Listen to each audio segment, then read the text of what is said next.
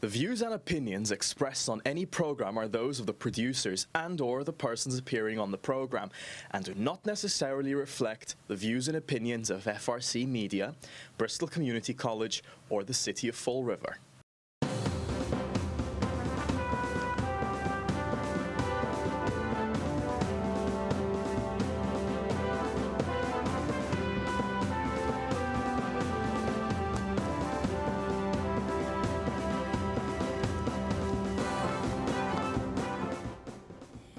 Well, hello. Welcome to Spindle City Straight Talk. I'm Chip. And I'm CJ. And it's a Monday. It's a Monday. Another week. I want to thank all the new Weekend Flush subscribers. We doubled our subscriber base in 1 week. Yay. Now you're going to get the real story, people. Thank you for subscribing to Weekend Flush. So, had to bring that up right away. And one of our readers of the Weekend Flush wants to educate me. I need to be educated. Obviously, that reader doesn't realize my educational background or my medical background, but I'll see if I can find some time so I can be educated. Yeah, well, it's good. It's yeah, well, you know, the Weekend Flush. You know, it's good. It's good to see people. You know, not that they didn't read it before. I'm not believing that spike in readership is due to people who are just coming on board. I think a lot of those people read it in from other people in other places, but now the anticipation of reading the Flush is so great that they actually subscribe themselves. So yeah, and the solution for the Weekend Flush is Narcan. Not Narcan, Narcan. Yeah. Yeah. Well, our new slogan, don't make it here. Don't make it here, exactly. Make it anywhere but here. And you know, I opened the Flush this weekend with, maybe you should get a few politicians in your pocket.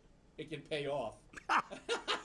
Well, I mean, it seems to work. It does. It seems to work. I mean, just look at the King. I mean, we're not saying we're not saying it's right, but it works. Exactly. So, unfortunately, you know, we know how the political process works. We know about the deficit in the state, and we know that the state, our legislators have said, screw you, taxpayer, again. $35 million worth of pay raises, while everything else is in the toilet, and they're talking about tax increases and not giving us holidays and anything that will help the taxpayer. We can't do it. No. We are financially strapped, but what we can always do is give ourselves a pay raise and a stipend. And a stipend. And a stipend. And a stipend. And a big stipend at that. But remember, they haven't had an increase in a stipend in a long time, so that justifies getting $35,000 for being put on a committee. Well, guess what? Put me on all the committees. That's right. You know, that's it. I'll give up my salary. Just put me on the committees. That's right. Put me on 10 committees. I'll make $350,000 a year, and I'll forego my pay raise and my salary. That's it. So over the weekend, Will Richmond, one of our colleagues over at the Herald News, spoke about the city budget and how the city council dropped the ball. The first time in history the council was given the budget proposal 45 days in advance of the July 1st deadline. Okay. You think they would have held hearings earlier, he says. Yeah. Why? Well, why should you hold it? Yeah, look, this is baloney. You know, this is now trying to, you know, the mayor probably called over there and whined about how they were beating him up and beating his budget up. So you're going to write this article. Well, guess what? Why would you hold meetings early when you know full well that anybody that researched this budget, and I know some city councilors did extensive research into this budget, reached out to people with a lot of experience in creating budgets, and they knew the budget was full of crap, and they began to say things, and what did we get? 60 pages of changes? 62. 62. I stand corrected. I'm not trying to correct you. No. I want stand, people no, to know- 62 pages of 62. corrections, and there are more to come. That's right. There are other things that are going to be changed. So we're going to have hearings on a budget that the city can't even. Well, how about sending a budget down 45 days in advance that our financial wizards, or as they're better known, the four horsemen of the apocalypse, you know, if they send the budget down 45 days in advance, kind of like they do in Newton when they send a budget down, say, this is the budget, period. No ifs, ands, or buts. There will be no changes. Every department has submitted a budget with everything they're going to do in this fiscal year, everything they did last fiscal year, and anything that wasn't completed in last year's budget with a reason why it was not completed. And you will not get another penny above and beyond this. And then you can say, okay, put their feet to the fire. But, you know, the reality is when you get a budget like that, there's no reason to have hearings 45 days in advance. When you've got a budget that is actually a logical budget based on fiscally prudent actuarial projections. You're swearing again. You don't need to have these things 3 months in advance. Because number one, look, our chief financial officer has absolved herself and said, this isn't my budget. It's not my numbers. It's not my numbers. Well, who the hell's numbers are they? I don't know. I mean, we still haven't even figured out whose numbers they are, Will. I don't blame the city council. If I was a city councilor, it would be an automatic no until we can figure out actually who did the numbers. I mean, forget about that the numbers are incorrect. We can't even get somebody to blame for the incorrect numbers.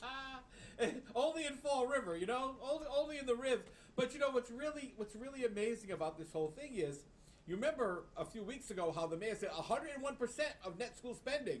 Well, at the school committee hearing this past week, it was, we're close.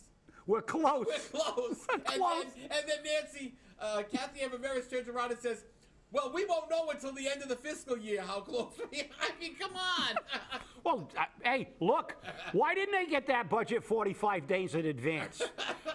It's like, because, you know, why? What are you going to have hearings on? I mean, the people who are getting paid 6 figures to create this budget give answers like that. We won't know till the end of the fiscal year. Well, why not? You know what a budget is? A budget is a projection when it comes to a city budget. It's not like your budget and my budget. I know how much I get to spend every month because I know how much I make. Then I have to fit my bills into my budget. I can't worry about what I'm going to get from my neighbor for excise tax on his car. I don't have to worry about if everybody in my neighborhood is going to pay me on time for their taxes. And I understand that. That's why we have projections and actuarial projections. But in order to have a prudent and semi-accurate budget, because you can't ask for 100% accuracy, you have to use the standard of the industry in making projections. And this city doesn't have a ton of money. This isn't Newton. This isn't Wellesley. So when you project revenue, you got to look at last year's collections in relation to how much we projected and how much we really raised. And you've got to be conservative with your projections because we don't have a lot of money. You know, you can project you've got $3,000 of discretionary income in your home budget. If your roof springs a leak and you got to spend $10,000 on a roof, guess what? You not only don't have any discretionary cash to go on vacation, you got to start scratching your butt to figure out how you're going to scrape up the other $7,000 for your roof. Well, this city doesn't have a lot of money. And they continue to submit budgets like this, and this is the reason we bond and rebond. Because we don't have money for things we should have money for. They've recently taken a short-term bond for something we should have money for, but we don't. Why? Because unlike you and I, you can't have 600 credit cards, because after a while, when you max everything out, the credit card companies won't give you any credit. And then you'll have so many even minimum payments that you'll go bankrupt. But they never go bankrupt. They just keep raising our taxes to the max and 2.5 and raising our fees. This is I believe that when we look at taxes and fees, this year is the largest year in history that we've had increases basically across the board. This is unprecedented. And Will, sorry, got to disagree with your article. I'm not blaming the council, but it does, by the way, show the worst in government. It shows how there's an insensitivity to the taxpayer, how nobody cares about the real people, the poor people, the people who have to worry about if they're going to get to pay their bills, because who cares? Raise their taxes, raise their fees. They don't like it, let them lose their house. And then we can have a city full of market rate housing that's not filled, and import all the welfare cases and drug addicts from all over the state, and we can change this to not from Escape to New York, but Escape to Fall River. That's right. That's right. Like it or lump it, baby. Like it or lump it. You know. It just gets to be funny. But you know, our friend the Messiah, Rob Mellion, we actually agree on something. He wants to bring back the tax-free holiday weekend. Yeah. And you know what? This would be another year that we don't have it. And again, he points out the fact that this is the largest, outside of Christmas, this is the largest sales period of most retailers. And he's right. Like you said, you know, as much as I grudgingly have to agree with the Messiah, he's right. But we all know that. You don't have to be Milton Friedman to figure out that if people are going to pay less for something, you're going to probably have a spike in business. But who doesn't know that? Oh, no, let me rephrase that. Who doesn't care about that? The people who say they care about taxpayers and they care about business. It's our legislators. Our legislators have already said, we cannot have a tax break. We can't have a lousy weekend where we're going to save a few dollars and increase the revenue of the backbone of any community, except maybe major cities that have all the large companies that are headquartered there, which is small business. The backbone of any community are small businesses. So we can't give them that break. Why? We can't give the taxpayer, we can't give the small businessman a break. Why? Because we just gave ourselves a $35 million pay raise. Nobody cares. You know, they don't care. Their excuse for increasing taxes on a state level, looking for new ways to tax us, and for not giving us a holiday is, we can't afford it. But we can afford to give them a pay raise. Again, I call for a constitutional convention of the people to put the system back to the way it was before the Halloween massacre. Let the citizens of this state vote on their pay raises. And let the citizens of this state determine whether we have term limits or not. Right, and I think that do you remember the amount of money that this sales tax-free weekend would cost the state? It was $20-some-odd million. 20-some-odd million, which is less than what they gave themselves for a pay raise. Right, yeah, exactly. Why didn't they bypass the pay raise and give the tax break? But you know, the $20-some million, CJ, in small businesses, that's a tremendous infusion. Exactly. That's a huge, and you know what? Businesses, you know, the Herald News wrote about this, but a local business, which is Sabre TV, which I believe you bought your TV from recently. Yep. Okay. They say that that's one of their busiest sales days, is the tax-free holiday weekend. That Saturday and Sunday is when they do a lot of business.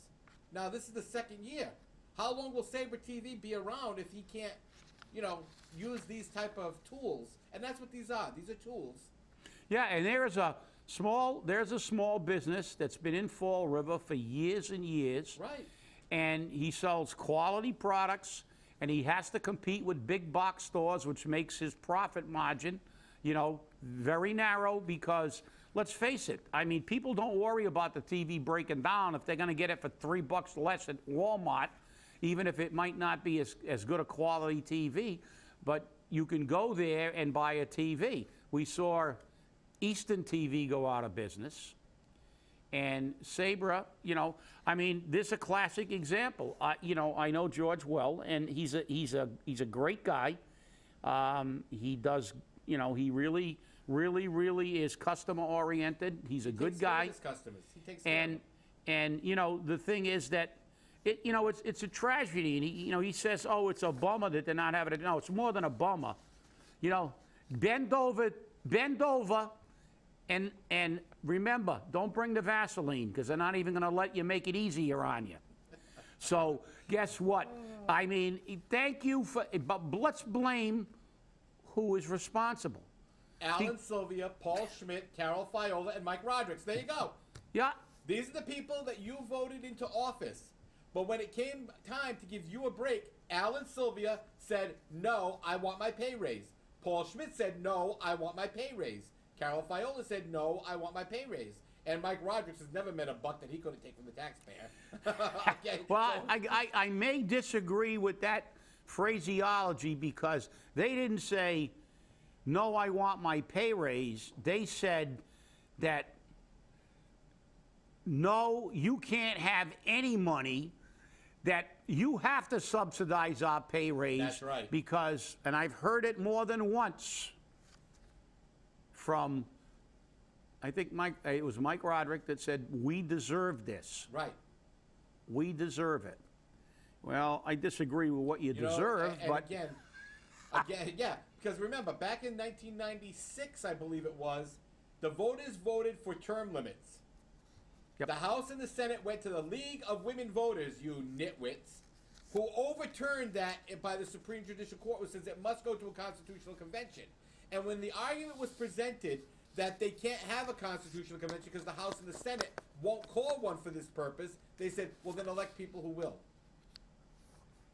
This is how you take away the rights of the people. Yeah. Well, it's obvious by their rulings that, just as our new proposed charter basically takes away the rights from the voters and puts it in the hands of the politicians, it becomes incestuous. They have it's not in their best interest to do the right thing. They've become monarchs. They control their own destiny. We have no voice, and their attitude is, well, elect people who will. Well, guess what? We can't, because the problem is that everybody wants the other reps to go. But I'll keep mine because I know somebody who knows him, and if I call his office, I might get a flag. Right. Or something like that. And, but that's one of the problems. That's the reason we're here every 3 times a week complaining, because, they've stolen our government, and the only way we're going to get it back is for people to begin to listen and educate themselves that we do control this government. But we only control it when we work together and demand of the people that we elect that they actually represent us, that they actually care about us, that they actually do things like, if you're a legislator who cared about the people and you cared about the small businesses in your district, a tax holiday would be one of your #1 priorities. Exactly. You would be finding the money. You wouldn't say, well, it cost $28 million when a week ago you spent $35 million on yourself for a pay raise. But the timing of this tax holiday is always the best time. Sure. Period, because it's return to school time. Yeah. It's just before students return to school where they need things like computers. They need things like books, pencils, pens, paper, all the printers. Narcan. All the things that are taxable, because Narcan's not taxable. As a matter of fact, it takes taxpayer money. So, but but all the things that are taxable. And in communities like Fall River, New Bedford, Lowell, Lawrence, where the income levels are so low, $24,000 at about for those people, for a family of 4, that savings of $10 or $15 here or there is a lot of money. Sure it is. That's a lot of money. To us, but to somebody who just got $35,000 for every committee he got on, it's chump change. Exactly. Exactly. And that's the problem. Well, Middletown, Ohio is back at it again.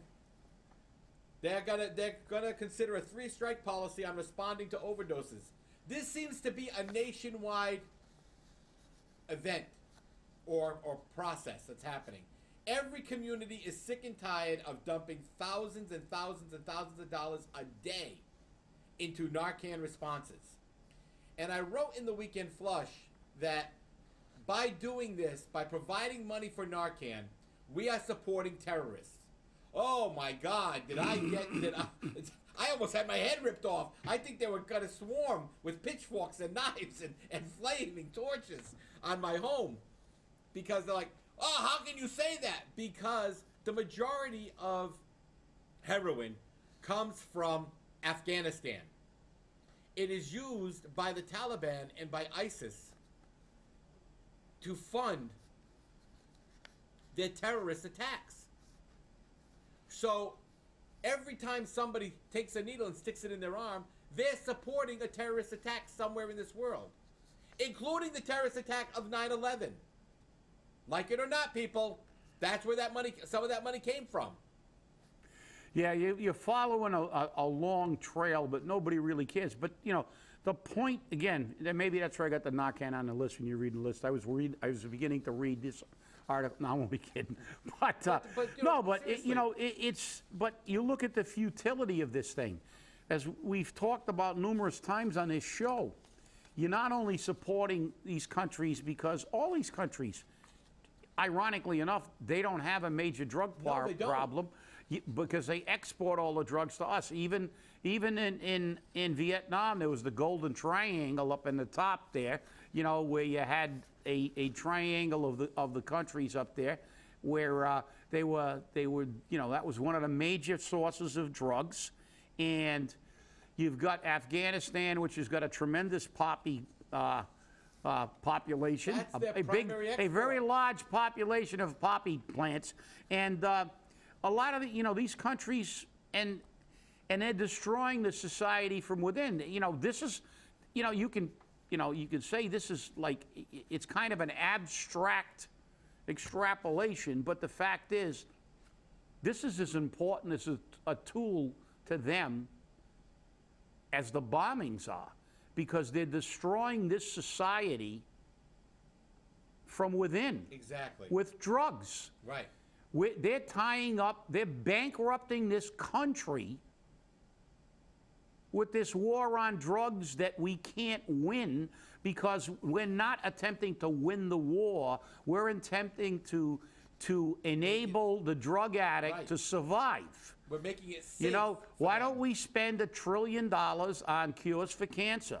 Why don't we spend $1 trillion on a cure for diabetes? Why don't we spend $1 trillion trying to get technology which will allow people who can't walk to walk again? You know, no, we're gonna sit here and put these labels on this thing like it's a mass casualty event to make all the sociologists in the world all get up in arms and get their signs out and say, let's enable these people to overdose 10 times a week and still feel sorry for them. Well, it's a choice. Guess what? I'm sorry, but it's a choice. Right. And the best part about this is the gentleman who is proposing this idea of 3 strikes and you're out, Mr. Picard, this is currently being reviewed by legal to implement. You know, and people are getting upset. Oh, 3 strikes and you're out. You mean 3 strikes and you're dead. Guess what? In my opinion, they should have had 1 strike. We cannot make it safe to do narcotics. We cannot make it safe. We've made it so safe for them that we want to give them a place to shoot up legally. And you know something? I'm going to say something that I truly believe in, and I'm sure a lot of people are going to disagree. Nobody gave a damn about this problem when it was restricted to the inner cities. That's right. With poor people. That's right. As soon as the rich kids got hooked, it's become a national epidemic now. Right. Everybody's worried about taking care of the drug addicts. You know, drug addiction was a part of inner cities and ghettos for the past 2 decades. Crack houses in Lowell. I mean, they made a movie about Mickey Ward and his brother was addicted to crack, and they had a documentary on HBO about it, and that was, what, 15 or 20 years ago, right. That documentary.